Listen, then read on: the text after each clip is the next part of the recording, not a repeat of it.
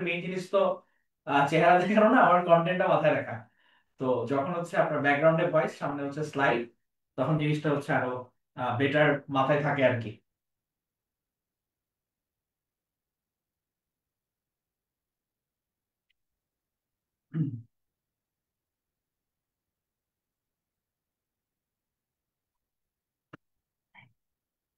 আহ আমাদের হচ্ছে প্রথমেই এক্সকিউজলি সরি, আমাদের আজকে প্রায় 20 মিনিটের মতো লেট হয়ে গেল। আমাদের যারা জুমে আছি তারা ক্লিয়ারলি শুনতে পাচ্ছি, আমাদের যারা ফেসবুক লাইভে আছি তারা ক্লিয়ারলি শুনতে পাচ্ছি কিনা?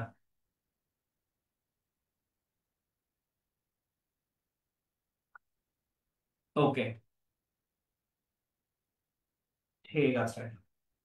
আমাদের যারা লাইভে আছি আজকে, যদিও হচ্ছে কালকে আমাদের 47 প্রিলিমিনারি, তো আমরা বেশিক্ষণ আসলে সময় নিব না। আমরা অবশ্যই জানি যে এখানে হয়তো পরীক্ষার্থীরা করছেন, আমাদের প্রাইমারির জন্য যারা, তাদের জন্য মূলত হচ্ছে টার্গেট এ করার। আমরা আজকে টুকটাক করবো।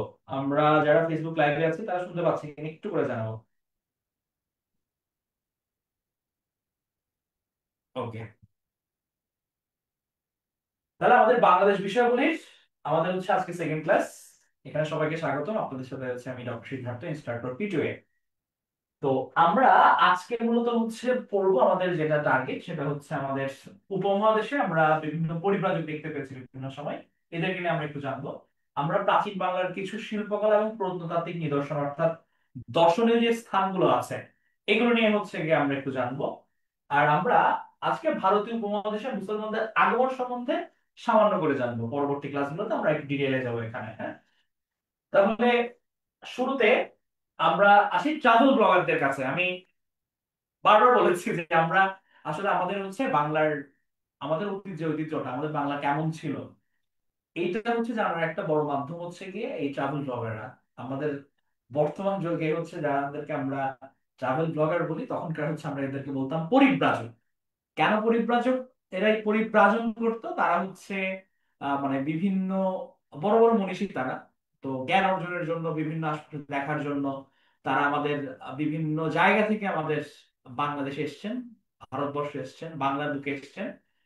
তো তাদের হচ্ছে তারা কেউ চীন থেকে এসেছেন, কেউ মরক্কো থেকে আসছেন, ভূমধ্যসাগরীয় এলাকাগুলো থেকে এসেছেন। তো তাদের যে বিভিন্ন গ্রন্থ ওখানে তথ্য করেছে, ইনফরমেশন গুলো, ওগুলো থেকে আমরা মূলত তখনকার আমাদের যে বাংলা এটা কেমন ছিল এটার হচ্ছে আমরা একটা ক্লিয়ার কাট আইডিয়া পাই। তাহলে আজকে আমরা শুরুতেই ওই পরিব্রাজকদের কিছু নাম জানবো, তারা কোন সময় এসেছিল, তাদের ইম্পর্টেন্ট জিনিসগুলো কি কি ছিল, এই জিনিসগুলো হচ্ছে আমরা আগে জানার চেষ্টা করব। তাহলে প্রথমে হচ্ছে কি আমাদের, আমরা পড়েছিলাম যে আমাদের যখন চন্দ্রগুপ্ত মৌর্য, হ্যাঁ, আমাদের আলেকজান্ডারের সেনাপতিকে সেলুকাসকে পরাজিত করে, তখন পরাজিত হচ্ছে গ্রিকদের তাড়িয়ে দেয়। এরপরে হচ্ছে মেগাস্তিনিস এসেছিল, হ্যাঁ। তাহলে এই মেগাস্তিনিস সাহেব হচ্ছে কি গ্রিক দূত, তিনি চন্দ্রগুপ্ত মৌর্যের সময় এসেছিল ভারতে, হ্যাঁ। তো উনার যে গ্রন্থ ছিল, আমরা বলেছিলাম যে ইন্ডিকা গ্রন্থটা, গত ক্লাসে আমরা বলেছিলাম যে ইন্ডিকা গ্রন্থের মধ্যে কিন্তু তারা আমাদের বাংলায় যে প্রমিনেন্ট যেসব জাতি ছিল, অর্থাৎ আমাদের হচ্ছে গঙ্গারিডাই, তারপর হচ্ছে প্রুশীয়, এদের সম্বন্ধে হচ্ছে গিয়ে তারা আইডিয়া দিয়েছিলেন এই মেগাস্তিনিস। তবে উনি বাংলায় তখন আসেন নাই। তাহলে এখান থেকে কি মনে রাখতে হবে, আমাদের গ্রিক দূত হচ্ছে মেগাস্তিনিস, আর উনি ভারতে আসছিলেন কার সময়? চন্দ্রগুপ্ত মৌর্যের সময়। এই একটা ইনফরমেশন আমরা এই স্লাইড থেকে মাথায় রাখবো। আমাদের সুদূর চীন থেকে এসেছিল হচ্ছে ফাহিয়েন সাহেব। ওনার বিশেষত্ব হচ্ছে উনি বাংলায় ভ্রমণকারী প্রথম পর্যটক। তাহলে আমাদের ম্যাগাস্তিনিস উনি ভারতে এসেছিলেন, বাট বাংলার বুকে আসেননি, বাংলায় ঘুরে যাননি।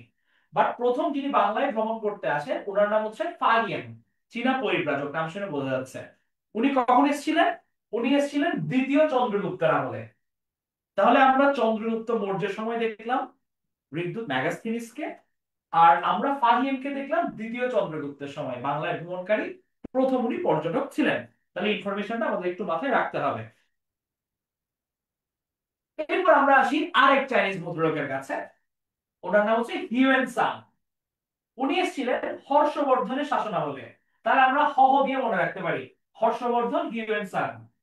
হর্ষবর্ধন এর আমলে কে এসেছিলেন? হিউয়েন সাং এসেছিলেন। হিউয়েন সাং এসেছিলেন। এবং ওনার সবচেয়ে আরেকটা যে বিশেষত্বটা, উনি কিন্তু সমতটে এসেছিলেন সপ্তম শতকে। আমরা গত ক্লাসে যারা উপস্থিত ছিলাম দেখে বলে ফেলি, সমতট এই জনপদ কোন কোন এলাকা নিয়ে গঠিত ছিল?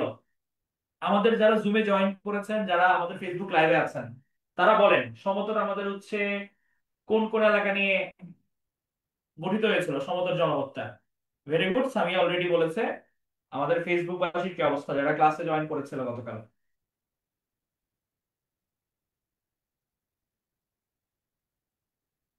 আমি আনসার এক্সপেক্ট করছি। আমাদের জুমে অনেকে উত্তর করে ফেলেছে। আমাদের ফেসবুক লাইভে যারা আছে তারা ঝটপট উত্তর করে গেল।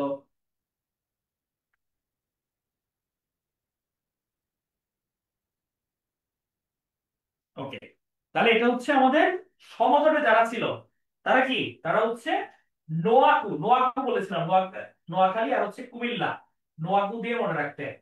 তাহলে নোয়াখালী কুমিল্লা এই দুটো মিলে হচ্ছে সমতট। তাহলে হিউয়েন সাং সপ্তম শতকে এসেছিলেন কোথায়?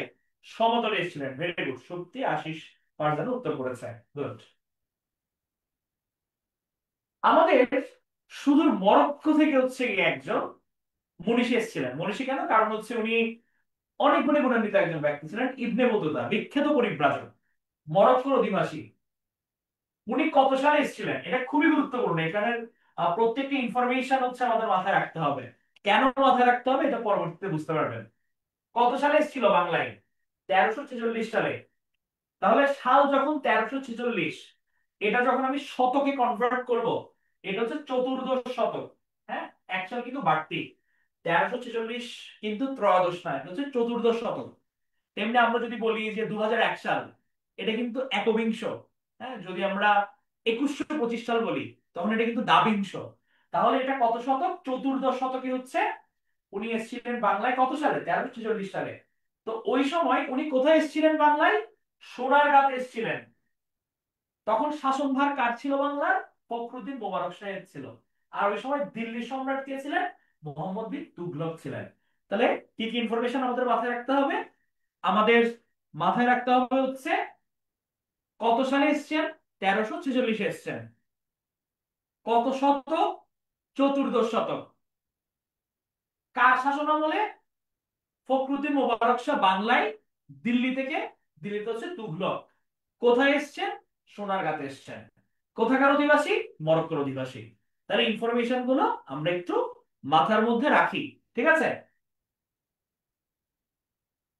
আমাদের বাংলা ধন সম্পদে সবসময় সেরা, নো ডাউট।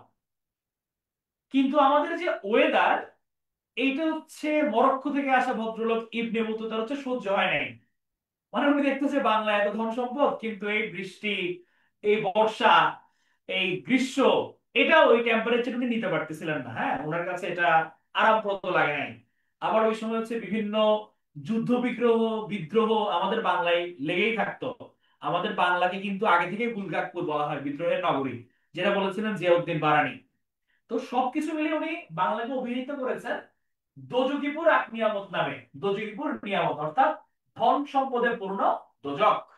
মানে এখানকার ওয়েদার এক্সট্রিম, এখানে প্রচুর যুদ্ধ বিগ্রহ হয়, কিন্তু ধন সম্পদও আছে। এই কারণে উনি কি বলেছিলেন? দোজকিপুর নিয়ামত বলে আখ্যায়িত করেছিলেন। উনি বাংলার মধ্যে প্রথম ভ্রমণ করেছিলেন চট্টগ্রামে। আর ওনার গ্রন্থের নাম হচ্ছে কিতাবুল রেহালা, যেটার বাংলা অর্থ হচ্ছে সফরনামা। ঠিক আছে? তাহলে এখান থেকে আমাদের মনে রাখতে হবে 1346 উনি বাংলায় এসেছেন, সোনারগাঁতে ভ্রমণ করেন, চতুর্দশ শতকে ভ্রমণ করেন। উনার উনি যখন এসেছিলেন বাংলায় শাসনে ছিলেন ফখরুদ্দিন মোবারক শাহ, আর দিল্লিতে ছিলেন মোহাম্মদ বিন তুগলক।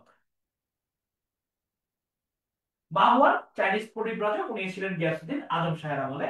আর তার সহযোগী ছিল হচ্ছে গংজেন। তাহলে দেখি এবার হচ্ছে আমরা কিছু স্লাইড পড়লাম, এই অংশটা গুরুত্বপূর্ণ।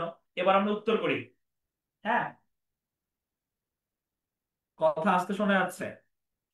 তাহলে কোন পর্যটক সোনারগাঁও এসেছিলেন? এটা 2012, 2010 দুইবার এসেছে পরীক্ষায়। উত্তর কি হবে? আচ্ছা, নাহার জয়েন করেছে দিনাজপুর থেকে। আমাদের ফেসবুকে যারা জয়েন করেছো তারা হচ্ছে উত্তর করো। ফেসবুকে যারা জয়েন করেছে এটা কি হবে উত্তর? নিম্নের কোন পর্যটক সোনারগাঁও এসেছিলেন? নিম্নের কোন পর্যটক সোনারগাঁও এসেছিলেন? ভেরি গুড, আসমা বলেছে ইবনে বতুতা। সাদিয়া, শামিমা, নাসির, আরাফাত, দিহান, ইসরাত সবাই বলেছে ইবনে বতুতা। Very good. তাহলে কোন পর্যটক সোনারগাঁও এসেছিলেন? উত্তর হবে ইবনে বতুতা ক। সেকেন্ড প্রশ্ন 2012 তে এসেছে। কোন শতকে বাংলাদেশে আসেন? কোন শতক? চতুর্দশ, সপ্তদশ, অষ্টাদশ, ত্রয়োদশ? ক খ গ ঘ বা 1 2 3 4 এভাবে উত্তর করো।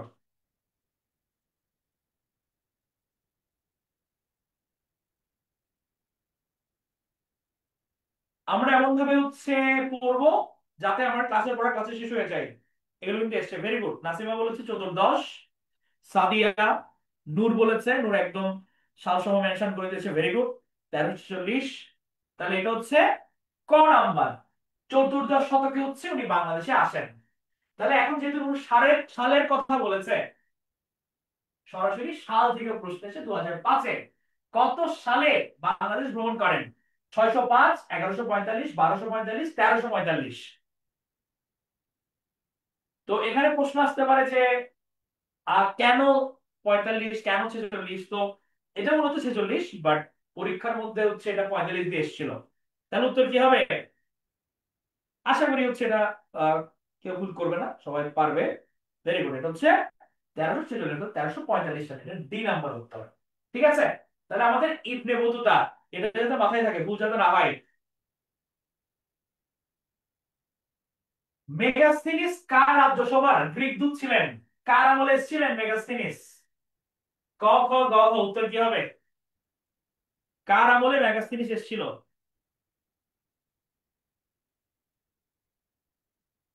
কার আমলে মেগাস্থিনিস এসেছিল? ক খ গ ঘ কি হবে উত্তর? বা 1 2 3 4 যে কোনো হবে দেন। Very good. আমাদের অনেক উত্তর করেছে। নুজহাত, ইয়াসমিন, আখি, হাফিজা, আমাদের জুমে জয়েন করেছে প্রতিভা। গুড। প্রতিভা বলেছে ক। তাহলে এটা হচ্ছে চন্দ্রগুপ্ত মৌর্যের সময় মেগাস্থিনিস এসেছিলেন। হ্যাঁ। আর মেগাস্থিনিসের রচিত গ্রন্থের নাম কি? রচিত গ্রন্থের নাম ছিল হচ্ছে ইন্ডিকা। ইন্ডিকা উনি রচনা করেছিলেন।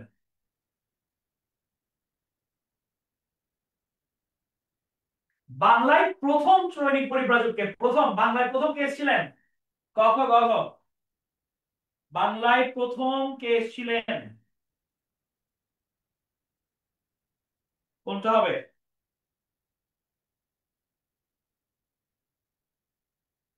বাংলায় প্রথম।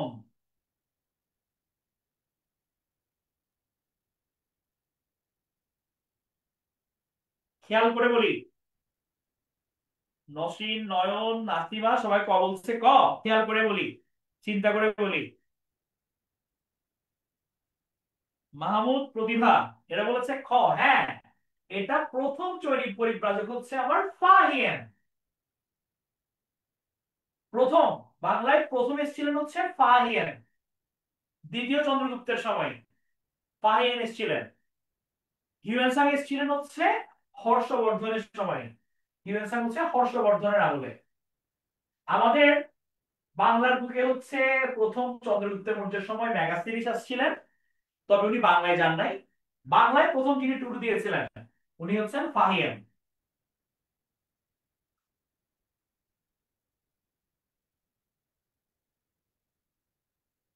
তাহলে আমরা আশা করি হচ্ছে এখান থেকে আমরা পারবো। ঠিক আছে। আচ্ছা, একটা প্রশ্ন করি। সমতটের মধ্যে কে এসেছিলেন? সমতট সপ্তম শতকে সমতটে প্রথম এসেছিলেন কে? আচ্ছা, এই যে স্বপন প্রথমবার উত্তর দেয়, ওর নাম বলা হয় না। এই যে ওপর ওপর দিয়ে চলে যায়, তো এই কারণে আমার সামনে যেগুলো সেগুলোই বলি।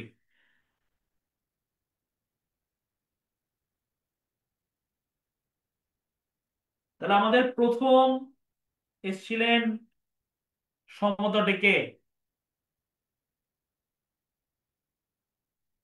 এটা হচ্ছে হিউয়েন সাং। গুড। তাহলে হিউয়েন সাং প্রথম আমাদের এখানে এসেছিলেন। আজকে সাউন্ডটা, হ্যাঁ আজকে সাউন্ড তুলনামূলক কম হচ্ছে আমাদের। আহ যে মাইক্রোফোন আছে এটাতে একটু টেকনিক্যাল ঝামেলা হচ্ছে। তো আমরা হচ্ছে একদম ডিরেক্ট সাউন্ডে অর্থাৎ ল্যাপটপের সাউন্ডে হচ্ছে ক্লাস করছি। এই কারণে হয়তো একটু সাউন্ডে প্রবলেম মনে হচ্ছে, কম মনে হচ্ছে আর কি। সরি ফর দ্যাট, আমরা এটা আনওয়ান্টেড। এই কারণে আমাদের আসলে শুরু করতে একটু লেট হয়েছিল। তো হচ্ছে হিউয়েন সাং, ভেরি গুড। সপ্তম শতকে এসেছিল আমাদের সমতটে, নোয়াখালী কুমিল্লাতে। এবার চলেন আমরা একটু ঘুরে আসি। আমরা কিছু প্রত্নতাত্ত্বিক নিদর্শন এবং প্রাচীন বাংলার শিল্পকলায় যাই। তাহলে এটা কিসের ছবি? দই। তাহলে দই দেখলে কোন এলাকার কথা মনে পড়ে? দই দেখলে আমাদের মুখে প্রথম কোন এলাকাটার কথা মাথায় আসে? যখন আমি দেখছি দই, মাথায় আসে বগুড়ার কথা, বগুড়ার দই। তাহলে বগুড়ায় আছে কি? দেখি বুদ্ধি করে কে বলতে পারবে। আমি যদি বলি যে বগুড়ায় আমি একটা প্রাচীন একটা নিদর্শনের জায়গায় যেতে চাই, তাহলে কোথায় যাব? দেখি কার বুদ্ধি আছে। আমরা গতদিন দেখেছিলাম যে আমাদের একটা জনপদ ছিল পুন্ড্র।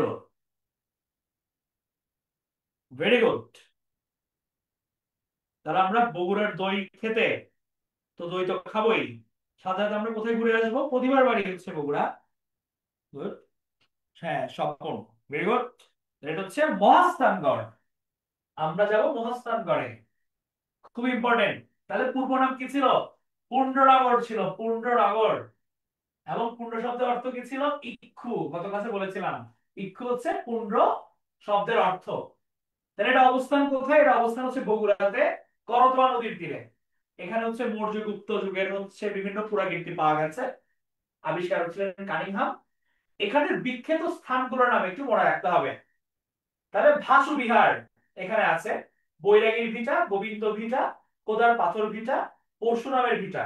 তাহলে অনেকগুলো ভিটা আছে এখানে, ভিটা অনেকগুলো ভিটা। সাথে ভাসু বিহার, বেহুলার বাসর ঘর, আর শাহ সুলতান বলখির মাজার। শাহ সুলতান বলখির মাজার। হ্যাঁ, তাহলে উনি একজন বড় মনীষী, বলখি, বলখি সাহেব। তো ওনার নামের শেষে মাহিসোয়ার একটা টাইটেল আছে না। মাহিসোয়ার মানে হচ্ছে মাছের পিঠে সওয়ার হয়ে, মানে এটা পুরো মানে জনশ্রুতি আর কি। হ্যাঁ, এটা মানে লেজেন্ড যে উনি মাছের পিঠে করে সুদূর পারস্য দেশ থেকে আমাদের দেশে এসেছিলেন ইসলাম প্রচারের জন্য। হ্যাঁ, এই কারণে ওনাকে বলা হচ্ছে শাহী সুলতান বলখি মাহিসোয়ার। তো এই শাহ সুলতান বলখির মাজার আছে হচ্ছে এই মহাস্থানগড়ে। তাহলে পরীক্ষায় আসতে পারে কিন্তু যে আমার শাহ সুলতান বলখির মাজার এটা কোথায় অবস্থিত। এবং এই প্রশ্নটা প্রধান শিক্ষক নিয়োগ পরীক্ষায় এসেছিল। হ্যাঁ, সো এই কারণে এটা মনে রাখতে হবে। তাহলে এখানে কি আছে? অনেকগুলো ভিটা আছে। বৈরাগীর ভিটা, গোবিন্দ ভিটা, খোদার পাথর ভিটা, পরশুরামের ভিটা, ভাসু বিহার, বেহুলার বাসর ঘর, শাহ সুলতান বলকির মাজার। আর এটা কোথায় অবস্থিত? করতোয়া নদীর তীরে অবস্থিত। এটা হচ্ছে মহস্থানগড়। এখন মহস্থানগড়ে আমরা ঘুরলাম। আমরা মোটামুটি একটা বাংলাদেশ ট্যুরে বের হইছি। এখন আমরা যাবো হচ্ছে নওগাঁ, ট্রাভেলস করে নওগাঁতে। তাহলে নওগাঁতে আমরা যাব কোথায়? আমরা যাব পাহাড়পুরে। নওগাঁর পাহাড়পুর, যেখানে আমার সোমপুর বিহার অবস্থিত। এটার বিশেষত্ব কি? এটা হচ্ছে আমার উপমহাদেশের বড় বিহার। উপমহাদেশের সবচেয়ে বড় বিহার হচ্ছে পাহাড়পুর বা সোমপুর বিহার। এটা নওগাঁতে অবস্থিত, নওগাঁ জেলার বদলগাছীতে। এবং এটার নির্মাতাকে, এটা নির্মাতা ছিল ধর্মপাল। এটা আত্রাই নদীর তীরে অবস্থিত। পাল যুগের একটা নিদর্শন, অষ্টম শতকে। এবং এখানে আছে সত্যপীরের ভিটা এবং জগদ্দল বিহার। তাহলে এখানে মূলত মনে রাখতে হবে উপমহাদেশের সবচেয়ে বড় বিহার কোনটা? পাহাড়পুর বিহার বা সোমপুর বিহার। নির্মাতাকে, নির্মাতা হচ্ছে ধর্মপাল। দুটা ইনফরমেশন মাথায় গেড়ে ফেলি। উপমহাদেশের সবচেয়ে বড় বিহার কোনটা? আমার পাহাড়পুর বিহার বা সোমপুর বিহার। এটার নির্মাতাকে, নির্মাতা হচ্ছে ধর্মপাল। তাহলে এই উপমহাদেশের সবচেয়ে বড় বিহার। এবং এটাকে বিশ্ব ঐতিহ্যের স্বীকৃতি দেওয়া হয়েছিল 1985 সালে। বিশ্ব ঐতিহ্য ইউনেস্কো একটা স্বীকৃতি দিয়েছে যে এটা এত পুরনো, এত বড় বিহার, এত আগের নিদর্শন, এটাকে স্বীকৃতি দিতেই হবে। এটা ওয়ার্ল্ডের একটা হেরিটেজ। তাহলে ওয়ার্ল্ড হেরিটেজ সাইট হিসেবে, বিশ্ব ঐতিহ্য হিসেবে এটাকে 1985 সালে ইউনেস্কো স্বীকৃতি দেয়। তাহলে সালটা মনে রাখতে হবে। পরীক্ষায় আসবে সোমপুর বিহার বিশ্ব ঐতিহ্যের স্বীকৃতি পায় কত সালে? এটা হচ্ছে 1985 সালে। এবং এটা হচ্ছে উপমহাদেশের কি সবচেয়ে বড় বিহার। আমাদের এই যে ভারতীয় উপমহাদেশ আছে, এটা হচ্ছে সবচেয়ে বড় বিহার। তাহলে এখানে জগদ্দল বিহার আমরা দেখেছি। তারপর আমরা দেখছি গুড, সাইমা বলেছে যে সত্যপীরের ভিতরে নওগাঁ, হ্যাঁ। আর নির্মাতাকে, নির্মাতা হচ্ছে এটা ছিল রামপাল জগদ্দল বিহারের। তাহলে এখানে মূলত মনে রাখতে হবে হচ্ছে আমার উপমহাদেশের সবচেয়ে বড় বিহার কোনটা? আমার সোমপুর বিহার, হ্যাঁ, বা পাহাড়পুর বিহার। নির্মাতাকে, নির্মাতা হচ্ছে আমার রাজা ধর্মপাল। আর হচ্ছে এখানে হলুদ বিহার আছে একটা, হলুদ বিহার আছে নওগাঁতে। তাহলে নওগাঁ থেকে আমি ঘুরলাম চললাম, এবার নওগাঁ থেকে আমি চলে যাবো সুদূর কোথায়, কুমিল্লাতে যাব। হুম, প্রায় 9 ঘন্টা ট্রাভেল করে 343 কিলোমিটার আমরা আসলাম কুমিল্লাতে। তাহলে কুমিল্লাতে কেন আসলাম? কুমিল্লাতে আসলাম হচ্ছে আমরা ঘুরবো কোথায়? আমরা ঘুরবো ময়নামতিতে, যেটার পূর্ব নাম ছিল রোহিতগিরি, এবং এটা শালবন বিহার নামেও পরিচিত।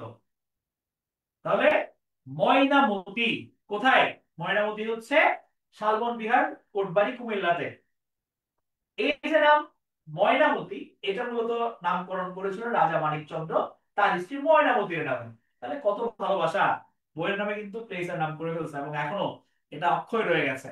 তাহলে আহ রাজা মানিকচন্দ্রের মতো যারা ছেলেরা আছে তারা ট্যাকটিস অবলম্বন করতে পারে, ওয়াইফের নামে কোনো কিছু নামকরণ করে ফেললে যদি টিকে যায়, এটা যুগ যুগ ধরে চলতেই থাকবে। তাহলে ময়নামতির পূর্ব নাম কি? ময়নামতির পূর্ব নাম হচ্ছে রোহিতগিরি, রোহিতগিরি। তো এখানে শালবন বিহার নির্মাণ করেছেন কে? শালবন বিহার নির্মাণ করেছিলেন শ্রী ভবদেব। ইনফরমেশন খুবই গুরুত্বপূর্ণ, এটা কিন্তু পরীক্ষায় আসছে। শালবন বিহার নির্মাণ করেন কে? রাজা ভবদেব। কে নির্মাণ করেছেন? রাজা ভবদেব নির্মাণ করেছেন। ভবদেব। আর এখানে একটা আনন্দ বিহার আছে, এটা নির্মাণ করেছেন রাজা আনন্দদেব। তারা ওনার নিজের নামেই আনন্দদেব আনন্দ বিহার হচ্ছে গিয়ে কি করেছেন? নির্মাণ করেছেন। তাহলে আমাদের এই ময়নামতিতে অনেকগুলো হচ্ছে পুরাকীর্তি আছে, হ্যাঁ। তো এটা মনে রাখার একটা ইজি ওয়ে হচ্ছে আমরা সকল মুরা এবং আনন্দ হচ্ছে গিয়ে ময়নামতিতে। মুরা মানে কি? মুরা মানে হচ্ছে স্তূপ, মানে একটু উঁচু জায়গায় এখানে হচ্ছে বৌদ্ধ স্তূপ ছিল, হ্যাঁ। একটু উঁচু জায়গায় এগুলোকে হচ্ছে মুরা বলা হয়। তো এখানে আছে হচ্ছে কৌটিল্য মুরা, রূপবান মুরা, ইটাখোলা মুরা, হ্যাঁ। এছাড়া আনন্দ বিহার, আনন্দ রাজার দিঘি। আর মানুষ যখন আনন্দে থাকে তখন সে কি করে? ভালো মন্দ খায়, সে ভোজ করে, আর হচ্ছে ভোজ বিহার। তাহলে এগুলো হচ্ছে আমার কি ময়নামতির বিখ্যাত পুরাকীর্তি। এখন আপনাদের কাছে আমার প্রশ্ন, যারা আমার গতকাল ক্লাস করেছিলেন, কৌটিল্য, কৌটিল্য হচ্ছে এটা কার ছদ্মনাম ছিল? কৌটিল্য কার ছদ্মনাম ছিল? দেখি বলে গেল। কৌটিল্য কার ছদ্মনাম ছিল? গুড। আমাদের শেফা, শামিমা, নুজহাত, মুক্তা, কামরুল, হ্যাঁ, ভেরি গুড। সবাই উত্তর করেছে আমাদের ফেসবুকবাসী, হ্যাঁ, ভেরি গুড। হিমেশ, প্রতিভা। তাহলে এটা হচ্ছে কৌটিল্য ছিল হচ্ছে চাণক্যের নাম। কৌটিল্য, কৌটিল্য। তাহলে এটা হচ্ছে চাণক্যের ছদ্মনাম। চাণক্যের ছদ্মনাম। চাণক্য কে ছিল? চন্দ্রগুপ্ত মৌর্যের প্রধানমন্ত্রী ছিল। আর কৌটিল্যের বিখ্যাত গ্রন্থ কি? অর্থশাস্ত্র, খুবই ফেমাস। তাহলে আমরা যখন পড়বো একটা প্রশ্ন এটা রিলেটেড, আশপাশের ইনফরমেশন গুলো আমরা মনে রাখার চেষ্টা করব সিমিলার ওয়েতে, তখন হচ্ছে আমাদের ব্রেনটা সে বরাবর কানেক্ট করতে পারবে, ওয়্যারিং হয়ে যাবে।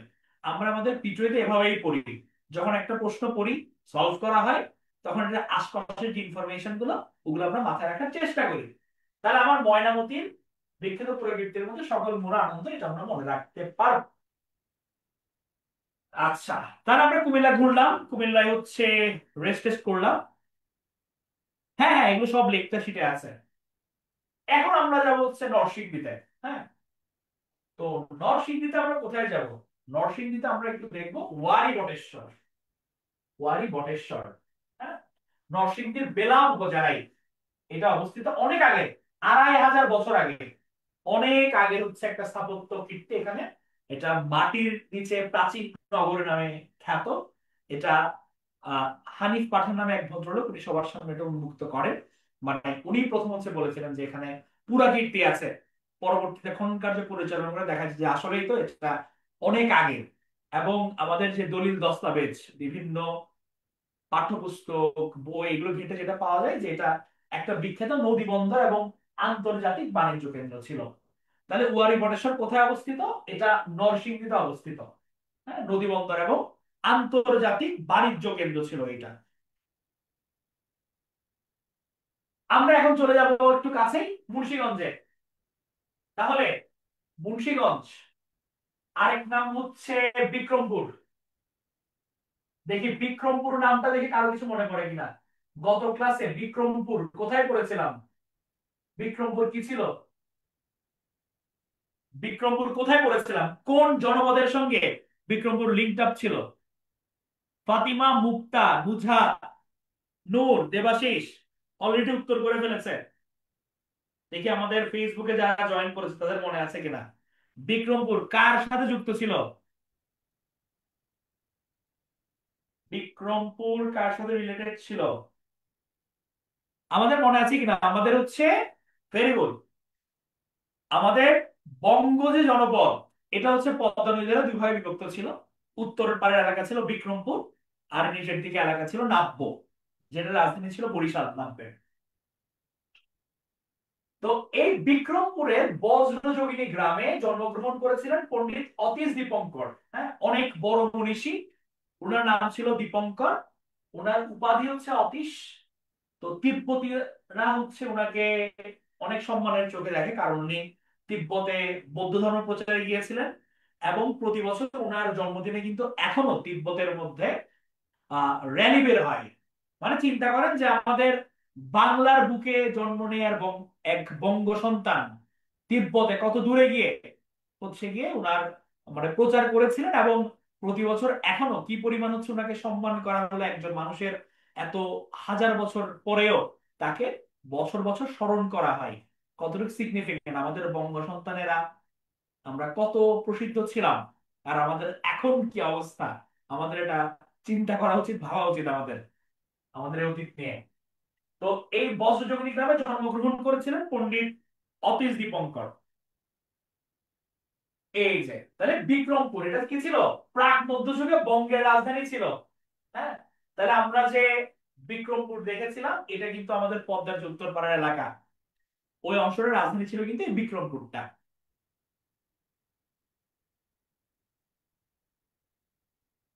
এখানে আরেকটা গুরুত্বপূর্ণ হচ্ছে, এখানে হচ্ছে ইদ্রাকপুর দুর্গ আছে, মুঘল আমলের একটা ইদ্রাকপুর দুর্গ। হ্যাঁ, এই আমাদের বিক্রমপুরে ইদ্রাকপুর দুর্গটা কি, এটা নির্মাণ করেছে হচ্ছে মুঘল সুবাদার মীর জুমলা। তাহলে পরীক্ষায় আসতে পারে ইদ্রাকপুর দুর্গ কে নির্মাণ করেছেন? নির্মাণ করেছেন হচ্ছে মীর জুমলা, মুঘল সুবাদার। আমাদের মুঘল আমলে বাংলার যে প্রদেশগুলো ছিল এগুলোকে সুবা নামে এগুলো পরিচিত ছিল, সুবা নামে ভাগ করা হয়েছিল। তাহলে বাংলা সুবার যে দায়িত্ব ছিল, উনি ছিলেন হচ্ছে সুবাদার, মানে বাংলার জন্য।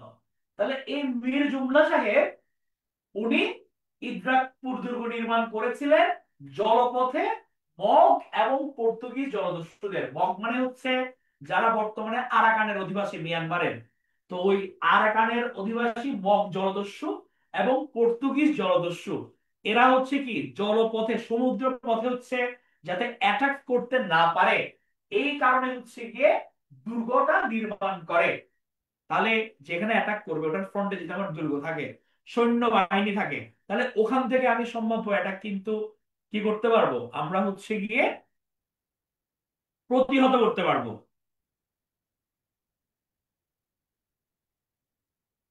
হ্যাঁ, আজকে সাউন্ড হচ্ছে আমরা ল্যাপটপ থেকে জয়েন করেছি তো এই কারণে।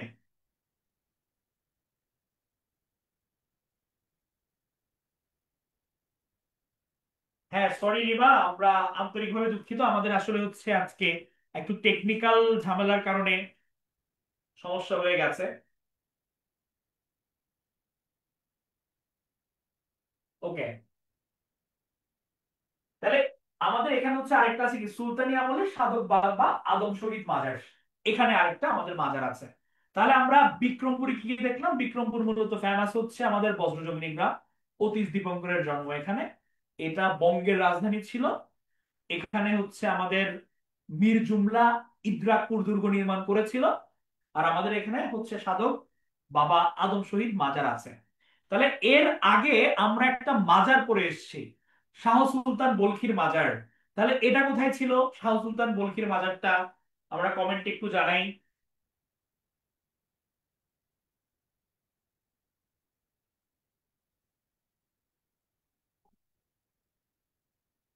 শাহ সুলতান বলখির মাজার এটা কোথায় ছিল?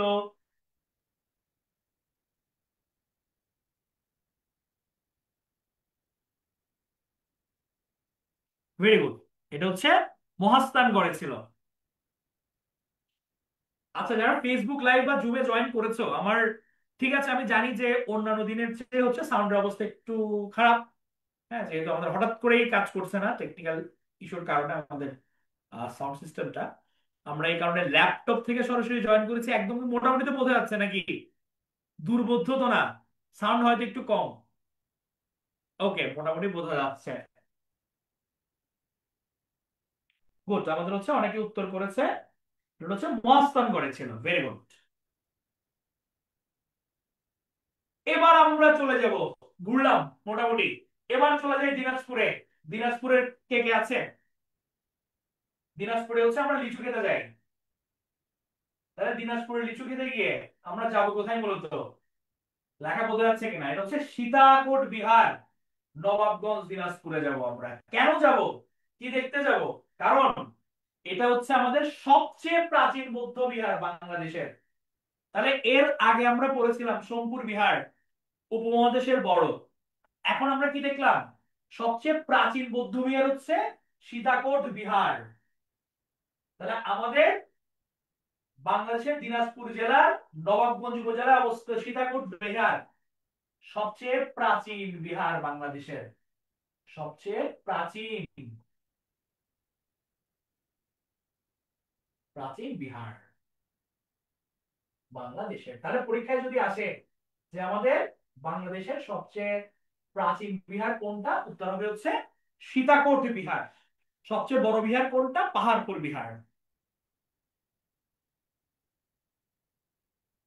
তাহলে এখানে একটা বিখ্যাত মন্দির আছে, কান্তজির মন্দির বা কান্তজিউর মন্দির। তাহলে দিনাজপুর আসছি আমরা, এখানে তো ঘুরে যাব। এক টেস্ট পরে যেহেতু টাকা পয়সা খরচ করে আসছি, বিভিন্ন জায়গায় ঘুরে যাই। তাহলে আমরা সীতাকোট বিহারে গেলাম, ওখান থেকে আমরা চলে আসলাম কান্তজির মন্দির। তাহলে এটা আরেকটা কিন্তু ইম্পর্টেন্ট প্রত্নতাত্ত্বিক নিদর্শন। তাহলে এবার আমরা একদম দিনাজপুর থেকে আমরা একটা সৌদিয়া বাসে করে চলে আসলাম বীর চট্টলায়। হ্যাঁ, চট্টগ্রামে অনেক ডিস্টেন্স, যে একদম মোটামুটি এক রাত আমাদের লেগে গেছে, আমরা এসে ক্লান্ত। আমরা বীর চট্টলায় আসলাম, গেলাম আমরা কোথায়? আমরা গেলাম হচ্ছে রাউজানে। রাউজানে কি আছে? মহামুনি বৌদ্ধ বিহার আছে। মহামুনি বৌদ্ধ বিহার এটা রাউজানে অবস্থিত। আর হচ্ছে রাজবন বিহার আছে হচ্ছে রাঙামাটিতে। এই রাজবন বিহারটা হচ্ছে এখন বর্তমানে বৌদ্ধদের হচ্ছে সবচেয়ে বড় তীর্থস্থান বলা যায় এই রাজবন বিহারটা। এটা হচ্ছে রাঙামাটিতে অবস্থিত। হ্যাঁ, তাহলে চট্টগ্রাম থেকে হচ্ছে দিনাজপুর থেকে আছে লিমা আছে। হ্যাঁ, ওকে, তাহলে হচ্ছে এটা ওখানে অবস্থিত। গুড। তাহলে আমরা রিক্যাপ যদি একটু করি কুইকলি।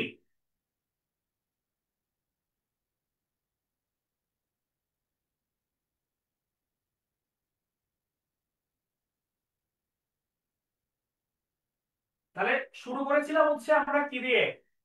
শুরু করেছিলাম আমরা বগুড়া দিয়ে। তাহলে বগুড়ায় আমরা দেখতে পেয়েছিলাম মহাস্থানগড়, এখানে কি আছে? সবগুলো ভিটা আছে, ভাসু বিহার আছে, শাহ সুলতান বলকির মাজার আছে। আমরা নওগাঁতে দেখেছি পাহাড়পুর বিহার, যেটা উপমহাদেশের সবচেয়ে বড় বিহার, নির্মাণ করেছে কে? রাজা ধর্মপাল নির্মাণ করেছে। এতটুকুই। এবং এটাতে বিশ্ব ঐতিহ্য স্বীকৃতি দেওয়া হয় কত সালে? 1985 সালে। কোনটাকে দেওয়া হয়েছে? পাহাড়পুর বা সোমপুর বিহারকে। পরীক্ষার মধ্যে কিন্তু পাহাড়পুর বিহার, সোমপুর বিহার যে কোনো নামে আসতে পারে। ঠিক আছে, এই কারণে মাথায় রাখতে হবে দুটোই।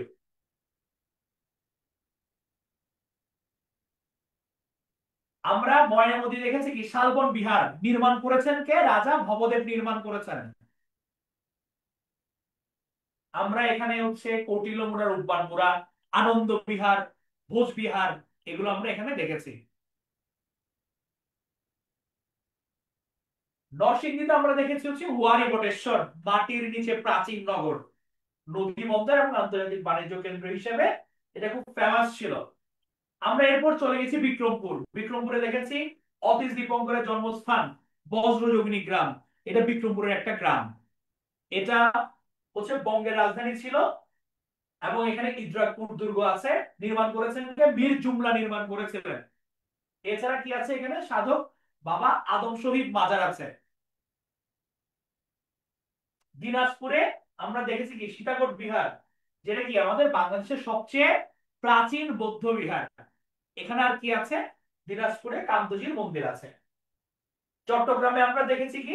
চট্টগ্রামে আমরা মহামণি বৌদ্ধ বিহার দেখেছি। আমরা দেখেছি রাজবন বিহার। তাহলে এবার প্রশ্ন, মহাস্থানগড় কোন নদীর তীরবর্তী? যারা একটু মানে ইচ্ছা করে আমি একটা ঝামেলার কোয়েশ্চেন দিলাম, যাতে মনে, যারা কারা মনোযোগ দিয়েছে এটা আইডেন্টিফাই করা যায়।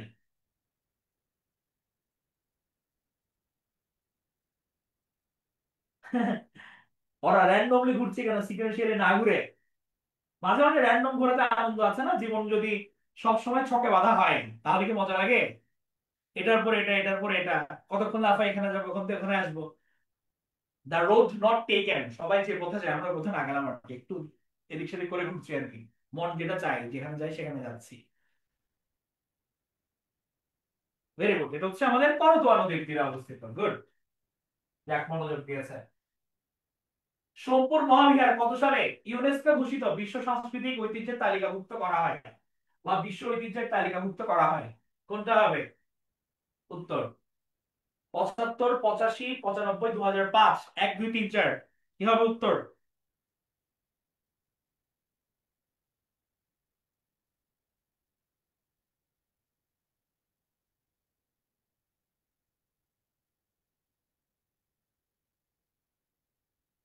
উত্তর কি হবে? ভেরি গুড, এটা হচ্ছে আমার 1985, 1985 সালে। আচ্ছা, অনেকবার রিপিট করেছি এই কারণে আমি অপশন দিইনি। উপমহাদেশের সবচেয়ে বড় বিহারের নাম কি? উপমহাদেশের সবচেয়ে বড় বিহারের নাম কি? নামটা সরাসরি আমরা কমেন্টে লিখি, তাহলে ভুলবো না। উপমহাদেশের সবচেয়ে বড় বিহারের নাম কি? Very good Nasima. এর উত্তর করেছে হাফিজা, শামীম, ইসরাত, ফারজানা, ক্লিনটন। অল আর কারেক্ট। তাহলে এটা হচ্ছে আমার সোমপুর বিহার। সোমপুর বিহার।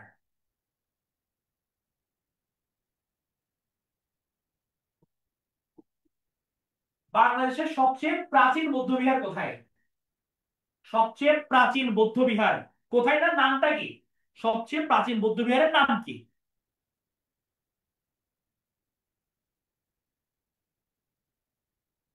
সবচেয়ে প্রাচীন বৌদ্ধ বিহারের নাম কি? মানে দুটার মধ্যে কিন্তু প্যাচ লাগানো যাবে না, একটা বড় বিহার আর একটা হচ্ছে সবচেয়ে প্রাচীন বিহার। তাহলে এটা হচ্ছে সীতাকোট বিহার। Very good, Sitakot Vihara. সীতাকোট বিহার। তাহলে আমার উপমহাদেশের বড় বিহার হচ্ছে সোমপুর বিহার, সবচেয়ে প্রাচীন বৌদ্ধ বিহার সীতাকোট বিহার, আর শাহ সুলতান বলকির মাজার কোথায় এটা অলরেডি করেছি। আমি লিখে দিচ্ছি উত্তর, তো হচ্ছে আমার মহাস্থানগড়। সরি, কালি লিখে চলে গেল। ইস, হচ্ছে মহাস্থানগড়।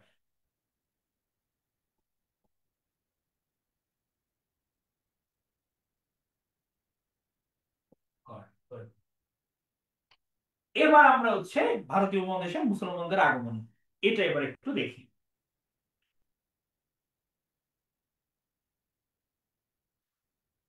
তো আমাদের এই সাবকন্টিনেন্টে, মানে আগে থেকে তো বলেছি যে আমাদের এটা যেহেতু ধন সম্পদের প্রাচুর্য ছিল, আমাদের এখানে আসলে পুরো বিশ্ববাসীর নজর ছিল। কেউ হয়তো ধন সম্পদের জন্য এদিকে এসছে, কেউ চিন্তা করেছে হচ্ছে এটা যদি আমার আয়ত্তে থাকতে পারে হয়তো বা এটা আমার ধর্ম প্রচারের জন্য ভালো হবে, অথবা হচ্ছে এখানকার যে সম্পদ এটা আমি আমার দেশে নিয়ে হচ্ছে ব্যবহার করতে পারবো। তো বিভিন্ন কারণে আমাদের এখানে বিভিন্ন ব্যক্তিবর্গের সবসময় আমাদের এদিকে দৃষ্টি ছিল। আমাদের এই সাবকন্টিনেন্টে কিভাবে আমাদের মুসলমানদের আগমন হয়েছিল আমরা এখন এটা একটু দেখি। তাহলে শুরুতে যদি আমরা একটু ইতিহাস দেখি যে আমরা জানি যে মুসলিম জাহানের হচ্ছে খলিফা খুব একটা ইম্পর্টেন্ট পজিশন ছিল, যে পুরো মুসলিম উম্মার হচ্ছে উনি একদম সুপ্রিম লিডার খলিফা। তো একজন খলিফা ছিলেন ওয়ালিদ বিন আব্দুল মালিক, উমাইয়া খলিফা। এই ওয়ালিদ বিন আব্দুল মালিকের টাইমে পূর্বাঞ্চলীয় প্রদেশ অর্থাৎ ইরাকের শাসনকর্তা হয়েছিল হাজ্জাজ বিন ইউসুফ। এই হাজ্জাজ বিন ইউসুফের জামাতা ছিলেন অর্থাৎ মেয়ের জামাই ছিলেন মুহাম্মদ বিন কাসিম। এই মুহাম্মদ বিন কাসিমেই হাত ধরে 712 খ্রিস্টাব্দে ভারতবর্ষে মুসলিম শাসন আসে। তাহলে আমাদের তখন খলিফা ছিলেন হচ্ছে ওয়ালিদ বিন আব্দুল মালিক, ওনার শাসনকর্তা ইরাকের হাজ্জাজ বিন ইউসুফ, ওনার জামাতা মোহাম্মদ বিন কাসিম। তাহলে এখান থেকে মূলত মনে রাখবো ভারতবর্ষে মুসলিম শাসন প্রথম এসেছিল 712 খ্রিস্টাব্দে মোহাম্মদ বিন কাসিমের নেতৃত্বে। উনি সিন্ধু বিজয়ের নেতৃত্ব দেন। আমরা সিন্ধুর কথা পড়েছিলাম, আমরা সিন্ধু একটা প্রাচীন সভ্যতার নগরী, এটা আমরা জানি। হ্যাঁ, ওই সিন্ধু বিজয় করেছিলেন কে? মোহাম্মদ বিন কাসিম বিজয় করেছিলেন। এখন প্রশ্ন, মানে আমি যেখানে আগের লিংক পাবো আমি কিন্তু প্রশ্ন ধরবো, এটা আমার সিস্টেম, ভিডিওর সিস্টেম। সিন্ধু সভ্যতা কারা সৃষ্টি করেছিল? আমরা 4টা নরগোষ্ঠী পড়েছিলাম প্রাক অনার্যের মধ্যে। যারা প্রাক আর্য অর্থাৎ অনার্য যারা ছিল, আর্য পূর্ব, কারা সিন্ধু সভ্যতা সৃষ্টি করেছিল আমরা কমেন্টে জানাই। যারা তোমরা ক্লাস করেছো দেখি বলো,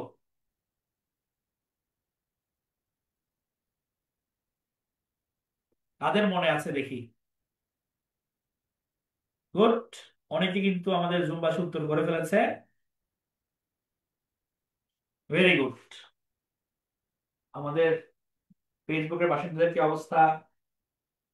গুড, রুবাইয়া উত্তর করেছে। তাহলে সঠিক উত্তর হচ্ছে দ্রাবিড়। তাহলে আমাদের সিন্ধু সভ্যতা সৃষ্টি করেছিল কারা? দ্রাবিড় জনগোষ্ঠী, নৃগোষ্ঠী, ওরা নরগোষ্ঠী, ওরা সৃষ্টি করেছিল সিন্ধু সভ্যতা। দক্ষিণ ভারতের অধিবাসী, মনে নাই যে রাসমেকারের ছবি দিয়ে আমরা দেখেছিলাম? সিন্ধু সভ্যতা সৃষ্টি করেছিল কারা? দ্রাবিড়রা, দ্রাবিড়রা। তাহলে এই সিন্ধু বিজয়ে নেতৃত্ব দিয়েছিল মোহাম্মদ বিন কাসিম 712 খ্রিস্টাব্দে। এখন উনি হচ্ছে সিন্ধু বিজয় করছেন, ঠিক আছে, বাট ওখানে হচ্ছে উনি ওনার একটা রাজত্ব, মানে রাজাকে রিক্রুট করে উনি ব্যাক করছেন। মানে উনি আর সামনে অগ্রসর হন নাই। সিন্ধু কিন্তু তখন মূলত এটা পাঞ্জাব এর দিকে ছিল, পাঞ্জাব পাকিস্তানের দিকে ছিল। হ্যাঁ, সিন্ধু এবং মুলতান ওটা মূলত আক্রমণ করেছিলেন। ওটা করে উনি হচ্ছে কি আর সামনে ফরওয়ার্ড হন নাই। তাহলে উনি আনছিলেন, বাট এখনো কিন্তু কি আমার স্থায়ী বসতি কিন্তু করে নাই, খুঁটি গেড়ে বসে নাই। এরপর আমাদের সুলতান মাহমুদ, উনি আরেক হচ্ছে পরাক্রমশালী রাজা ছিলেন। উনি 17 বার ভারতবর্ষ আক্রমণ করেছিলেন। বাট উনি হচ্ছে ভারতবর্ষ আক্রমণ করেছিলেন মূলত হচ্ছে গিয়ে ওনার বিভিন্ন ধন সম্পদের জন্য। উনি কালেক্ট করে চলে যেতেন। টোটাল 17 বার উনি আক্রমণ করেন। তাহলে পরীক্ষায় আসতে পারে যে কোন সম্রাট 17 বার ভারতবর্ষ আক্রমণ করেছিলেন? উত্তর কি হবে? উত্তর হবে হচ্ছে সুলতান মাহমুদ। তাহলে আক্রমণ করেছেন কিন্তু উনিও মুসলিম শাসন প্রতিষ্ঠা করেন না এখনো। এরপর কে আসলেন? এরপর আসলেন হচ্ছে শাহাবুদ্দিন মোহাম্মদ ঘুরি। উনি 1191 সালে তরাইন নামে একটা জায়গায় তরাইনের যুদ্ধ করলেন, পরাজিত হলেন। কার সাথে পরাজিত হলেন? পৃথ্বীরাজের সাথে। রাজা পৃথ্বীরাজ ওনার কাছে পরাজিত হলেন। পরবর্তীতে পরের বছর 1192 সালে উনি দ্বিতীয় তরাইনের যুদ্ধে পৃথ্বীরাজকে পরাজিত করেন এবং তখনই মূলত উপমহাদেশে ভারতবর্ষে মুসলিম শাসনের সূচনা ঘটে। তাহলে আমার ভারতবর্ষে মুসলিম শাসন নেতৃত্ব প্রথম আনছে কে? মোহাম্মদ বিন কাসিম 712-তে। উনি সিন্ধু বিজয় নেতৃত্ব দিচ্ছেন। এরপর আলটিমেটলি হচ্ছে আমাদের আরেকটু ফ্রন্টে অগ্রসর হয়ে শিহাবুদ্দিন মোহাম্মদ ঘুরি দ্বিতীয় তরাইনের যুদ্ধে 1192 সালে হারালো কাকে? হারালো হচ্ছে পৃথ্বীরাজকে। হারায় উনি ভারতবর্ষে মুসলিম শাসনের সূচনা করলো। এখন ঘুরি সাহেব কি বসছে? উনিও বসেন নাই। বসাইছে কাকে? তার এক খাস লোক ছিল, খাস বান্দা। তার নাম হচ্ছে কুতুবুদ্দিন আইবেক। এই কুতুবুদ্দিন আইবেক সাহেবই মূলত দিল্লিতে স্থায়ী মুসলমান শাসনের গোড়াপত্তন করেন। তাহলে আমরা দিল্লিতে যে স্বাধীন সুলতানাত দেখতে পাই, যেটা দিল্লি সালতানাত নামে বিখ্যাত, এটার প্রতিষ্ঠাতা ছিল হচ্ছে কুতুবুদ্দিন আইবেক। তাহলে উনি কিন্তু প্রচন্ড দুহাতে খরচ করতেন, এই কারণে লাট বক্স নামে পরিচিত ছিলেন। সমগ্র হিন্দুস্তানের প্রথম সম্রাট। উনি কিন্তু দাস বংশের প্রতিষ্ঠাতা। দাস বলতে উনি কিন্তু মোহাম্মদ ঘুরির কৃতদাস ছিল। এখন কৃতদাস হলেও উনি আসলে ওনার কর্মগুণে, মানুষ আসলে যেখানে জন্ম হোক, যে পরিবেশে বেড়ে উঠুক, তার যদি কাজকর্ম ভালো হয়, তাকে কিন্তু সে কিন্তু উঠে আসবে, তাকে কেউ আটকে রাখতে পারে না। আমরা এটা দেখতে পাই এই কুতুবুদ্দিন আইবেক সাহেবের কাছেও। উনি দাস বংশ, দাস হলেও উনি কিন্তু একদম পরবর্তীতে পুরো সম্রাট হয়ে যান। এবং দিল্লির মধ্যে যে আমরা বিখ্যাত কুতুব মিনার দেখতে পাই, এই কুতুব মিনারটা কিন্তু হচ্ছে ওনারা নির্মাণ করা, কুতুবুদ্দিন আইবেকের। তাহলে উনি কি প্রতিষ্ঠান করেছেন? দিল্লি সালতানাত প্রতিষ্ঠা করেছিলেন, দিল্লির স্বাধীন সুলতানি শাসন। কত সালে প্রতিষ্ঠিত হয়? 1206 সালে। এবং এটার পতন ঘটে কখন? 1526 সালে এটা পতন হয়েছিল। এবং হচ্ছে এটা টিকে ছিল টোটাল 320 বছর। তাহলে আমরা যদি বলি দিল্লির স্বাধীন সুলতানি শাসন, এটার প্রতিষ্ঠাতাকে? প্রতিষ্ঠাতা হচ্ছে কুতুবুদ্দিন আইবেক। এখন এখানে একটু টুইস্ট আছে। উনি প্রতিষ্ঠাতা হলেও ধরেন আমি একটা জায়গায় প্রতিষ্ঠা করলাম, ঠিক আছে, আমি বসলাম, বাট আমার পাওয়ার এখনো চারিদিকে বিস্তার লাভ করে নাই, মানুষজন আমাকে চিনে না। তো মানুষজন এই দাস বংশ, কুতুবুদ্দিন আইবেক বা দিল্লি সুলতানাত, এটাকে হচ্ছে কখন চিনতে পারছে? কারা বলে? যখন কুতুবুদ্দিন আইবেকের মেয়ের জামাই ইলতুৎমিশ ক্ষমতায় বসছে। এই কারণে দিল্লি স্বাধীন সুলতানি শাসনের প্রকৃত প্রতিষ্ঠাতা বলা হয় ইলতুৎমিশকে। তাহলে এখানে কিন্তু কিছু কথা মাথায় রাখতে হবে। কি মাথায় রাখতে হবে? আমাদের প্রথমে নিয়ে আসছে কে 712-তে? মোহাম্মদ বিন কাসিম। ওকে। এরপর হচ্ছে আমার কি হলো? শিহাবুদ্দিন মোহাম্মদ ঘুরি তরাইনের যুদ্ধে জয়লাভ করলো, পৃথ্বীরাজকে হারালো। উনি এবার একটা স্বাধীন, মানে মুসলিম শাসনের এখন জয়লাভ করে সে হকদার এটার। উনি বসে নাই, বসাইলো কাকে? কুতুবুদ্দিন আইবেককে বসালেন। এই কারণে ওনাকে বলা হচ্ছে কি? প্রতিষ্ঠাতা বলা হচ্ছে। বাট অরিজিনালি হচ্ছে যিনি মেইনলি চারিদিকে প্রতিপত্তি বিস্তার করছিল, উনি হচ্ছেন কি তার জামাতা ইলতুৎমিশ। এই কারণে কি বলা হয়? প্রকৃত প্রতিষ্ঠাতা বলা হয়। এবং এই স্বাধীন সুলতানি টাইমে একমাত্র মহিলা যিনি দিল্লির মসনদে বসছিলেন, ওনার নাম হচ্ছে সুলতানা রাজিয়া। এবং ওদের রাজধানী ছিল দিল্লি। তাহলে এখান থেকে কি কি মনে রাখবো? মনে রাখবো হচ্ছে দিল্লির সুলতানি শাসন প্রতিষ্ঠা হয় কত সালে? 1226 সালে। কত সালে শেষ হয়? 1526 সালে। সরি, 1206 সালে শুরু হয়, 1526 সালে শেষ হয়। কত বছর টিকছে? 320 বছর টিকছে। প্রতিষ্ঠাতাকে? কুতুবুদ্দিন আইবেক। প্রকৃত প্রতিষ্ঠাতাকে? ইলতুৎমিশ। মহিলা সুলতানকে? সুলতানা রাজিয়া। রাজধানী কই ছিল? দিল্লি ছিল। খুব ইম্পর্টেন্ট ইনফরমেশন গুলো, পরীক্ষা এগুলো আসছে, আমাদের মনে রাখতে হবে। তাহলে এই ইলতুৎমিশ হচ্ছে মুসলমান শাসকদের মধ্যে প্রথম মুদ্রা প্রচলক। খুবই গুরুত্বপূর্ণ ইনফরমেশন। মুসলমান শাসকদের মধ্যে প্রথম মুদ্রা প্রচলন করেছেন ইলতুৎমিশ। কারণ উনি আসলেন, উনি দেখলেন যে ঠিক আছে, আমি তো আসলাম, আমি তো বসছি ক্ষমতায়, এখন আমার তো ব্যবসা বাণিজ্য করতে হবে। আমার যে রাজত্ব আছে এটার মধ্যে তো লিমিটেড না, আমাকে ব্যবসা বাণিজ্য করতে হবে, আমার প্রজাদের মধ্যে বিনিময়ের সিস্টেম চালু করতে হবে। তাহলে আমার কি দরকার? টাকা পয়সা দরকার। টাকা পয়সার জন্য কি দরকার? টাকা পয়সা মুদ্রা দরকার। তাহলে উনি ছিলেন প্রথম মুদ্রা প্রচলক, তাহলে পরীক্ষার জন্য এটা গুরুত্বপূর্ণ। তাহলে ইলতুৎমিশ হচ্ছে যেমন প্রকৃত প্রতিষ্ঠাতা ছিলেন, উনি আবার প্রথম মুদ্রা প্রচলনও করেছেন। ইলতুৎমিশ একটা ইনফরমেশন লাগবে না আর। সুলতানা রাজিয়া, তাহলে আমাদের দিল্লি সিংহাসনে আরোহণকারী প্রথম মুসলমান নারী, উনি হচ্ছে ইলতুৎমিশের মেয়ে, এই সুলতানা রাজিয়া।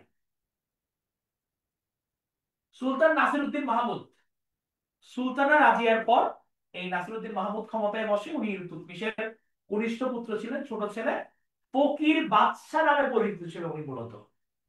ফকির বাদশাহ, একদম নর্মাল জীবন যাপন করতেন ফকিরের মতো, জাস্ট ওনার দায়িত্ব পালনের জন্য বাদশাহ এই দায়িত্বটা, শাসন, এটা উনি কন্ডাক্ট করতেন। এই কারণে উনি মূলত ফকির বাদশাহ নামে পরিচিত ছিলেন সুলতান নাসিরউদ্দিন মাহমুদ। নাসিরউদ্দিন মাহমুদের হচ্ছে শ্বশুর গিয়াসউদ্দিন বলবন। তো বলবন সাহেবের চেহারা দেখে বোঝা যাচ্ছে যে একটু রাগী রাগী টাইপ। হ্যাঁ, তো উনি কিন্তু রাগী মানুষই ছিলেন, একদম কঠোর শাসক ছিলেন। রক্তপাত এবং কঠোর নীতির জন্য উনি খুব প্রসিদ্ধ ছিলেন। তবে আবার গুণী মানুষের পৃষ্ঠপোষক করতেন, মানে গুণী মানুষকে উনি মর্যাদাও দিতেন। ওনার সময় কিন্তু হচ্ছে আমির খসরু, যিনি ভারতের তোতা পাখি নামে খ্যাত, ওই সময় উনি ওনার দরবারে ছিলেন বলবন সাহেবের। এবার আসে হচ্ছে আমাদের দিল্লির যে সুলতানি শাসন, এটার মধ্যে হচ্ছে গিয়ে বেস্ট যে ছিল যে মানুষ, ওনাকে আমরা দেখি আলাউদ্দিন খিলজি। ওনাকে আমরা দেখি, উনি দিল্লির শ্রেষ্ঠ সুলতান, শ্রেষ্ঠ, বেস্ট, দ্য বেস্ট। ওনাকে কি বলা হতো? ভারতের আলেকজান্ডার বলা হতো। এটা কে বলেছেন? ইবনে বতুতা বলেছেন, ভারতের আলেকজান্ডার ইবনে বতুতা। তাহলে ইবনে বতুতা দেখে মনে পড়লো, দেখি সালটা মনে আছে কিনা, কত সালে ইবনে বতুতা সোনারগাঁওতে আসেন, কত সালে? দেখি কার মনে আছে, কমেন্টে লিখে বলো তো। ভেরি গুড, নয়ন বলেছে, কামরুল বলেছে অলরেডি, আসগর বলেছে, সাদিয়া, হাফিজা। আমাদের ফেসবুকে যারা যুক্ত আছি তাদের মনে আছে কত সাল?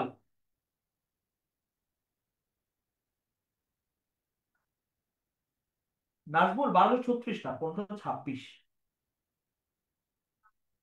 320 বছর, হ্যাঁ। 1206, এরপর 1526, 320 বছর টোটাল। ভেরি গুড, তাহলে এটা হচ্ছে আমার 1346। Very good Himesh. তাহলে 1346 সালে বাংলায় ভ্রমণ করেছিলেন। তাহলে এখানে গুরুত্বপূর্ণ যেটা, দিল্লির শাসকদের মধ্যে তিনি প্রথম স্থায়ী সেনাবাহিনী গড়ে তোলেন। উনি বুঝেছিলেন যে স্বাধীনতা অর্জনের চেয়ে রক্ষা করা কঠিন। তাহলে আমার যদি স্থায়ী সেনাবাহিনী না থাকে, তাহলে আমি নিজেকে রক্ষা কিভাবে করব? অথবা আমার সাম্রাজ্য যদি আমি আরো বিস্তার করতে চাই, তাহলে তো আমার আর্মি লাগবে। তাহলে প্রথম স্থায়ী সেনাবাহিনী গড়ে তুলেছিলেন দিল্লি শাসকদের মধ্যে আলাউদ্দিন খিলজি। প্রথম মুদ্রা প্রচলন করেছিলেন কে? ইলতুৎমিশ করেছিলেন। এরপর আসলেন হচ্ছে মোহাম্মদ বিন তুগলক, আরেক রাজা। তো উনি রাজধানী দিল্লি থেকে দেবগিরিতে স্থানান্তর করেন, দিল্লি থেকে মুভ করে ফেলেন। এবং সোনা বা রূপার মুদ্রার পরিবর্তে উনি প্রথম প্রতীক তামার মুদ্রার প্রচলন করেন। উনি তামার মুদ্রা নিয়ে আসছে। এখন দেখি যারা যুক্ত আছো ফেসবুক লাইভে, জুমে, বুদ্ধি খানে কেউ বলতে পারে কিনা যে তামার মুদ্রা প্রচলন করার পর কোনো ঝামেলা হয়েছিল কিনা? কি মনে হয়? আমাদের সোনা রূপার যে মুদ্রা, ওটা সরাই আমি তামার মুদ্রা প্রচলন করলাম, এখানে কি ঝামেলা হয়েছিল? এনি আইডিয়া কি হইতে পারে? এবং উনার এই অ্যাক্টিভিটির কারণে আমরা কিন্তু তুগলকি কাণ্ড নামে হচ্ছে উনার এগুলো চিনি। নয়ন অলরেডি বলেছে, ফাতিমা বলেছে, দেবাশিস বলেছে। ভেরি গুড, পারফেক্ট উত্তর ধরতে পেরেছি আমরা। দেখি আমাদের ফেসবুক বাসীর কেউ ধরতে পারে কিনা।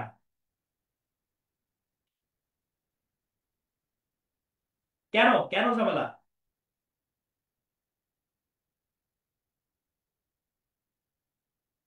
ওয়ালাইকুম সালাম নয়ন বণিক, অবশ্যই অবশ্যই দোয়া। আমাদের 47-এর যারা পরীক্ষার্থী আছে তাদের সবার জন্য দোয়া।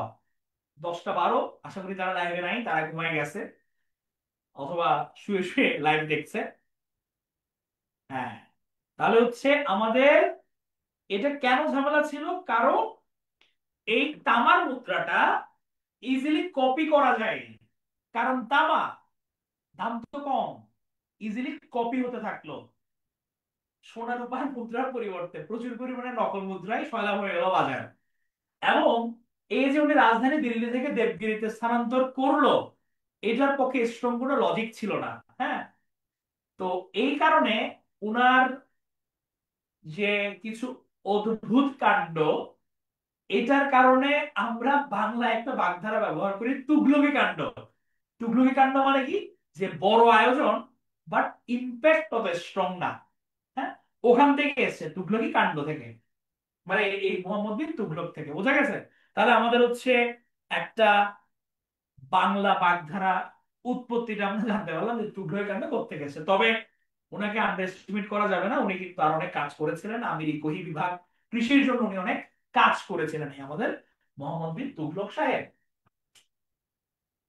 তাহলে আমি যে রিক্যাপ করব, রিক্যাপ হচ্ছে আমি একটু প্রশ্নে প্রশ্নে করি, ঠিক আছে?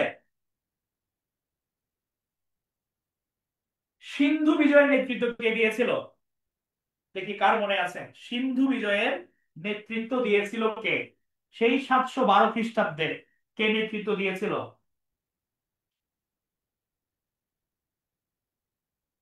712 খ্রিস্টাব্দে নেতৃত্ব দিয়েছিল কে? আমাদের ফেসবুকে যারা যুক্ত আছো, উত্তর চাইছি আমি।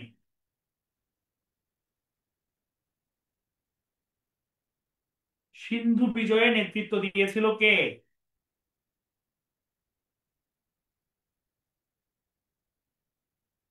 হিমেশ, চিন্তা করে বলো। সিন্ধু বিজয় 712 খ্রিস্টাব্দ, 712, কে প্রথম নেতৃত্ব দিয়েছিল? ভেরি গুড রেহানা, সঠিক বলেছো। ইসরাত, মুক্তা, সাদিয়া, ইয়াসমিন, রোকেয়া, শেফা, কামরুল, কেফায়েত, আজগর, ভেরি গুড, সবাই সঠিক উত্তর দিয়েছে। তাহলে এটা হচ্ছে আমার মুহাম্মদ বিন কাসিম। মুহাম্মদ বিন কাসিম, সে নেতৃত্ব দিয়েছিল। বিন কাসিম। আর প্রশ্ন যদি আসে স্থায়ী মুসলমান শাসনের গোড়াপত্তন করেন কি, এটার উত্তর কি হবে? কে কে হচ্ছে প্রতিষ্ঠাতা সুলতানির, যে শাসন স্বাধীন সুলতানি, এটার রিয়েল প্রতিষ্ঠাতা কে ছিল? মানে কে প্রতিষ্ঠা করেছিল? আমাদের জুমবাসী অলরেডি উত্তর করেছে। আমাদের ফেসবুকে এদের কি অবস্থা? হিমেশ বলেছে কুতুবুদ্দিন আইবেক, রেহানা বলেছে আইবেক, ভেরি গুড। তাহলে এটা হচ্ছে আমার আইবেক। আমাদের কুতুব সাহেব উনি কিন্তু প্রথম কি করেছেন, গোড়াপত্তন করেছেন। আর দিল্লি সুলতানাতের প্রকৃত প্রতিষ্ঠাতা, মুসলমান শাসকদের মধ্যে প্রথম মুদ্রা প্রচলক কে ছিল? প্রথম মুদ্রা প্রচলন করেছে, যিনি রিয়েল প্রতিষ্ঠাতা ছিল, যিনি ছিল কুতুবউদ্দিন আইবেকের মেয়ের জামাতা।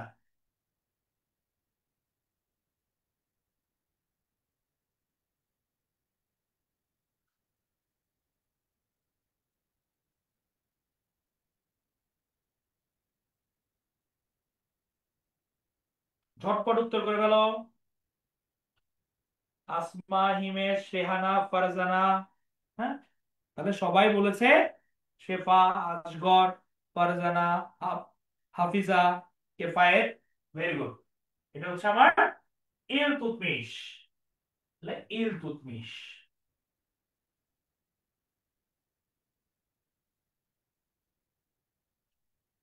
দিল্লি শাসকদের মধ্যে প্রথম স্থায়ী সেনাবাহিনী গড়ে তোলেন কে? এই সেই তিনি, যিনি শ্রেষ্ঠ সুলতান নামে খ্যাত ছিল। ইবনে বতুতা বলেছিল প্রথম স্থায়ী সেনাবাহিনী গড়ে তোলেন কে?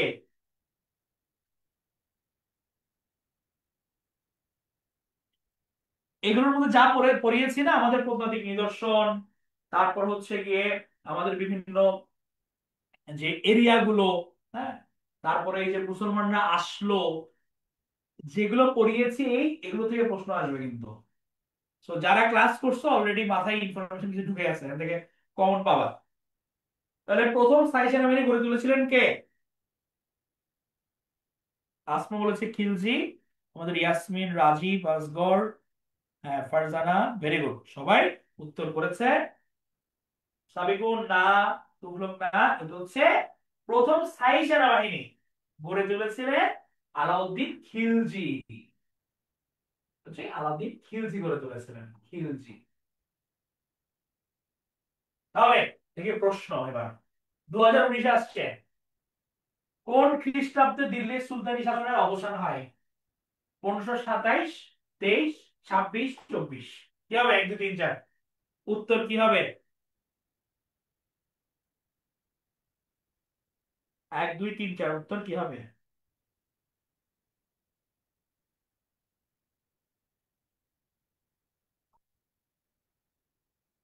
ঝটপট উত্তর করে দিই।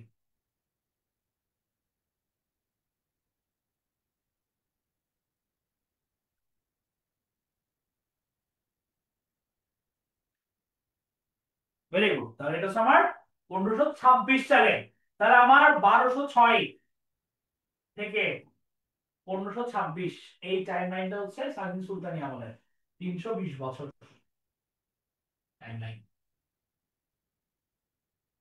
ভারতে প্রথম মুদ্রা প্রবর্তন করেন কে? 2018-তে আসছে। রিপিট প্রশ্ন, তাহলে দেখি আবার বলেন। 1 2 3 4, কি হবে?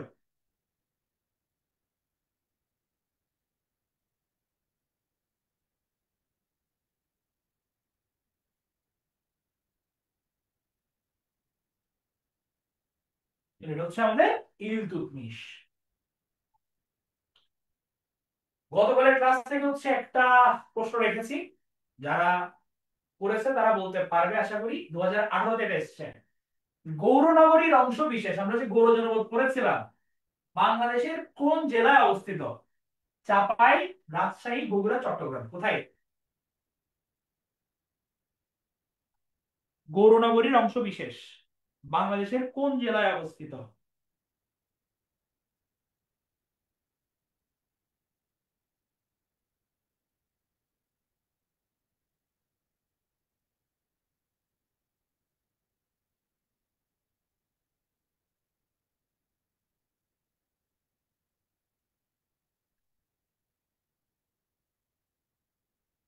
এটা হচ্ছে চাপাই নবাবগঞ্জে। আমরা দেখেছিলাম ম্যাপের মধ্যে, আমাদের বর্তমানে যে ম্যাপ, হ্যাঁ, গৌড়টা এই সাইড করেছিল চাপায়ের।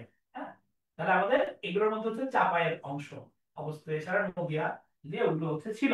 তাহলে আমাদের বাংলাদেশের এই সাইডের মধ্যে কি চাপাই নবাবগঞ্জ এটা অবস্থিত। তাহলে এতটুকু পর্যন্ত বোঝা গেছে কিনা?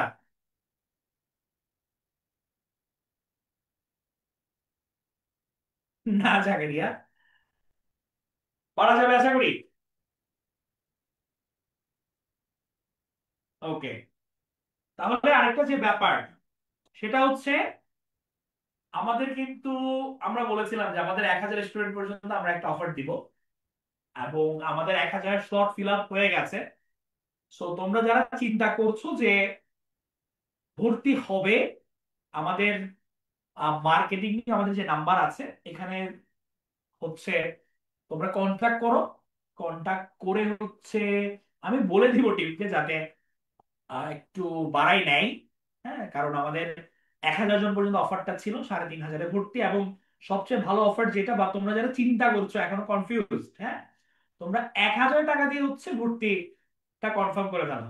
হ্যাঁ, 1000 টাকা দিয়ে ভর্তি হলে এটা তোমার সিটটা, স্লটটা বুক হয়ে গেল লিস্ট। হ্যাঁ, হয়তো তখন তারা 3500 এটা কনসিডার করবে। ঠিক আছে। সো আমি আশা করবো হচ্ছে আমাদের বিস্তারিত ওরিয়েন্টেশন অর্থাৎ পরশুদিন, তো পরশুদিন হচ্ছে গিয়ে যারা আসছো তারা, তাদের সাথে আমাদের সবার কথা হবে, দেখা হবে। এবং 21 তারিখ থেকে কিন্তু আমাদের পুরো দমে ক্লাস শুরু হয়ে যাবে। হ্যাঁ, তো তোমাদের হচ্ছে একটা রিকোয়েস্ট ছিল যাতে আমরা কিছু ডেমো দিই, এই কারণে আমরা কিছু ডেমো ক্লাসের আয়োজন করেছি। আমাদের মেইন ক্লাসগুলো এই সিস্টেমে হয়, আমরা ক্লাসের পড়া ক্লাসে কমপ্লিট করি, হ্যাঁ, যাতে পরে গিয়ে হচ্ছে বার্ডেন না হয়ে যায়। ঠিক আছে, একটা পড়া বারবার রিপিট করা হবে, টু দা পয়েন্ট পড়া হবে, যাতে তোমার গল্প ছলে তুমি মাথায় জিনিসটা ঢুকে যায়, ভুলে না যাও। এবং পরীক্ষার মধ্যে যতটুকু আসবে আমরা ওই জিনিসগুলো মূলত ফোকাস করি। ঠিক আছে, এটা হচ্ছে আমাদের ট্যাকটিক্স। বা আমি অলরেডি কনফার্ম করেছে নূর। হ্যাঁ, পেয়ে যাবে, পেয়ে যাবে, ওরা ভর্তি হয়েছে। তাহলে তোমরা যারা এতক্ষণ ছিলে কালকে যেহেতু অনেকের পরীক্ষা আছে, এই কারণে হচ্ছে আজকে আমরা এতটুকু পর্যন্ত রাখছি। তো যারা এতক্ষণ সাথে ছিলে সবাইকে ধন্যবাদ, এবং আশা করব হচ্ছে অ্যাটলিস্ট আমাদের এই 1 ঘন্টার ক্লাসে তোমাদের অনেক কিছু ক্লিয়ার হয়ে গেছে, এবং যারা মনোযোগ দিয়েছিলে আশা করি হচ্ছে তোমাদের গত যে দুটো ক্লাস আমরা নিয়েছি এখান থেকে 1 to 2 মার্কস আশা করা যায় যে কমন চলে আসবে পরীক্ষার মধ্যে। হ্যাঁ, হ্যাঁ নাকি, সবাইকে অসংখ্য ধন্যবাদ তোমরা যারা ছিলে এবং রেসপন্স করেছো। কারণ আমি বারবার বলি যে আমি একটা ক্লাস করছি চুপচাপ বসে না থেকে, যখন আমি প্রশ্ন করি তখন হচ্ছে আমি কমেন্টে রেসপন্স করাটা, হ্যাঁ, এখন হতে পারে যে আমি ভুল উত্তর দিচ্ছি, বাট তুমি যে উত্তরটা ভুল দিচ্ছ, যখন তুমি জানতে পারছো যে আমার এটা ভুল ছিল, সঠিক এটা, তখন এই জিনিসটা মাথার মধ্যে আরো ভালোভাবে গেঁথে যায়। এটা হচ্ছে রেসপন্স করার একটা ভালো জিনিস। আমরা বলি না যে দাগ, সার্ভিক্সেলের বলে না যে দাগ থেকে যদি ভালো কিছু হয় তবে দাগই ভালো। আমার কথা হচ্ছে ভুল হোক, তুমি ভুল বলে যদি শুদ্ধটা মাথায় গেঁথে যায় তাহলে ওটা ভালো। এই কারণে সবাই যে কোনো ক্লাসে রেসপন্স করবা, ভুল হোক শুদ্ধ হোক, there is no right or wrong. Learning হচ্ছে মেইন ইম্পর্টেন্ট জিনিস। ঠিক আছে?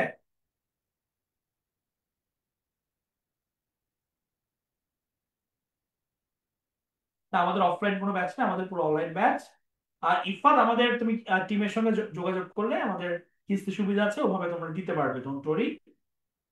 আমরা, হ্যাঁ, এটা পেয়ে যাবেন বই।